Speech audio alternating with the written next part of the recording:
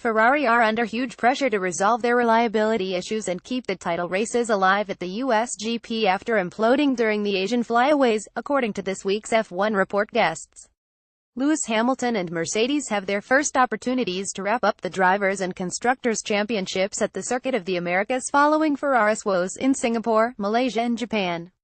Sebastian Vettel's retirement at Suzuka, on the back of an engine problem in Malaysia and his dramatic opening lap crash from pole in Singapore, has seen Hamilton surge 59 points clear. The Briton will be champion if he outscores the German by 16 points and Valtteri Bottas by 3 points in Austin, while Mercedes only need to score 17 points more than Ferrari to wrap up a fourth consecutive Constructors' Championship.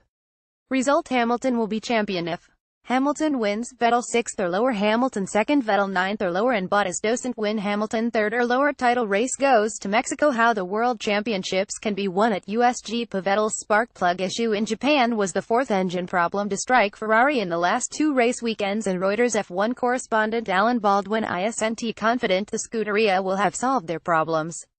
Ferrari are under a huge amount of pressure, Baldwin said on the F1 Report, which first airs at 8:30 p.m. on Wednesday on Sky Sports F1. They have slipped away on both fronts, and I think there is no question Mercedes will win the Constructors' Championship this weekend.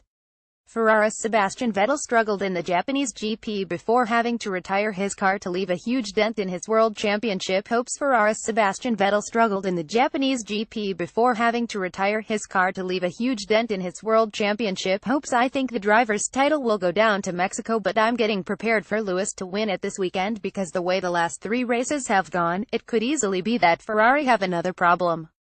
Ferrari running out of steam. Ferrari are under pressure because they've had three races where it hasn't gone to plan. They were so close up until Singapore and suddenly they have just imploded. They have got to show that they have got a grip on things, and I'm not sure they have. Watch as both Ferraris and Red Bull's Max Verstappen crash out of the Singapore GP, gifting Mercedes Lewis Hamilton the lead and victory in wet conditions. Watch as both Ferraris and Red Bull's Max Verstappen crash out of the Singapore GP, gifting Mercedes Lewis Hamilton the lead and victory in wet conditions. Vettel's latest failure prompted Ferrari president Sergio Marchionne to concede they had overlooked quality control this season, but they have made a late attempt to take action, adding Maria Mendoza, an expert in metals and chemicals, to their quality control department.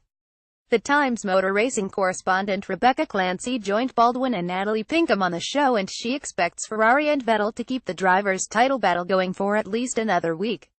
When's the United States GP on Sky? I can't see Ferrari having another bad weekend. If they can get the car around, I just can't see Vettel finishing 6th or lower.